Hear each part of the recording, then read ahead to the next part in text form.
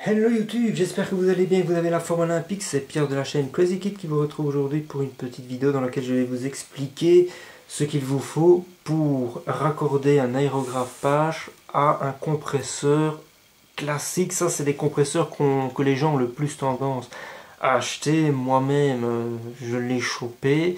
Alors, partons du principe que vous n'avez encore rien et que vous achetez ce compresseur, vous n'avez pas de tuyau de raccord.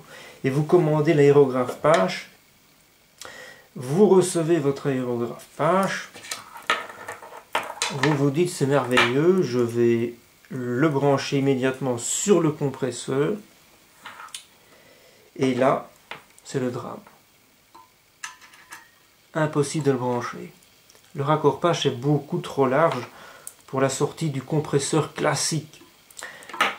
Alors, c'est pas grave. Il existe un adaptateur que voici. Je l'ai acheté celui-ci sur Aérographe Discount. C'est un raccord mâle-femelle qui ressemble donc à ça. Dans la barre d'infos de cette vidéo, je vous mets les caractéristiques au niveau des dimensions de cette pièce, exactement la même que la mienne, avec la marque et la référence. Mais sachez qu'à partir du moment où vous avez les dimensions, vous pouvez acheter la même pièce sur d'autres sites ou dans d'autres marques. Moi, j'ai chopé ça sur Aérographe Discount en même temps que le Pache pour être sûr d'avoir tout et de pouvoir l'utiliser ou l'essayer tout de suite. Mais donc, voilà, c'est ce raccord-là qu'il vous faut. À partir de ce moment-là, qu'est-ce qui va se passer? Vous venez le visser ici. Voilà. Et maintenant, voilà, la connexion américano-chinoise est effectuée. Vous allez pouvoir travailler avec votre aérographe Pache. Alors, sachez que cet aérographe Pache, il est commercialisé de différentes manières. C'est-à-dire que vous pouvez acheter l'aérographe tout seul, sans rien. Ou alors, vous pouvez l'acheter avec un godet et le tuyau. Mais moi, je l'ai acheté dans ce coffret. Et bien, dans ce coffret, il y avait un adaptateur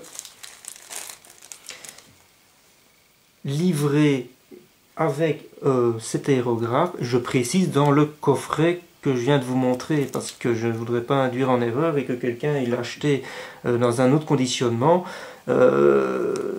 Si vous achetez ça dans la même boîte que la mienne, vous aurez ceci. Et il est mis Iwata Topache. Donc, c'est comique, ils ont mis un truc soi-disant compatible Iwata. Et donc, j'ai fait un petit essai et je me suis rendu compte que moi, dans mon cas, j'aurais pu me passer d'acheter ce raccord. Pourquoi? Parce que j'avais déjà des matériels aérographiques. Donc, dans ce cas-là, qu'est-ce qui se passe? Avec le petit raccord qui est dans la boîte de Pache, eh bien, imaginons, je mets un tuyau ici chinois générique, classique, sans aucun adaptateur, sauf qu'ici, c'est de l'autre côté que ça va se passer. Je mets la pièce fournie par Pache dans le coffret, je la visse ici, et je viens visser mon tuyau chinois générique en dessous. Et bien voilà. Donc, si vous avez déjà du matos et que vous en foutez d'utiliser un tuyau ou l'autre, vous n'êtes pas obligé d'investir dans le raccord. Moi, comme j'ai investi dans le petit raccord à quelques euros et que, du coup, je me dis, ben, je vais utiliser l'aérographe avec son tuyau d'origine, eh bien, je ne vais pas utiliser le raccord fourni dans la boîte Pache. Je vais utiliser le tuyau Pache avec l'adaptateur que j'ai acheté en plus. Voilà, c'était juste pour vous le dire, parce que c'est quand même intéressant de le préciser. J'avais envie de faire cette vidéo aussi séparée des autres, parce que j'ai vu quand même, quand je faisais des recherches sur cet aérographe-là, des gens qui l'avaient acheté et qui n'avaient encore rien, et qui avaient été... qui trouvaient ça pas normal qu'on ne leur ait pas averti. Il y a quelqu'un qui expliquait qu'il avait cherché longtemps sur internet pour trouver la solution.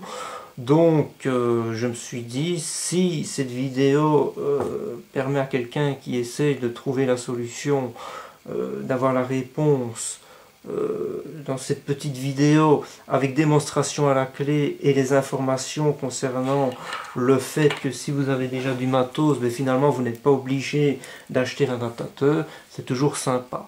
Même si cette vidéo-ci ne sert qu'à une seule personne, ce sera déjà pour moi exceptionnel. Je trouverais ça magnifique d'avoir pu aider quelqu'un qui n'aura pas dû fouiller dans les fins fonds du net. Donc voilà, comme ça c'est fait. Alors oui, avec l'adaptateur Iwata, il y a un joint torique. Et bon, je ne vois pas trop bien où il faut aller le foutre. Ou alors peut-être sur le filetage de l'aérographe, c'est possible, mais je ne vais pas me casser la tête avec ça, puisque de toute façon, je ne vais pas utiliser ce truc-là. Puisque je vais utiliser l'aérographe avec son tuyau d'air d'origine. Voilà, donc l'objectif de cette vidéo, c'était vraiment de mettre en lumière cet adaptateur mâle-femelle, dont, je vous le rappelle, j'ai mis les références en description de cette vidéo.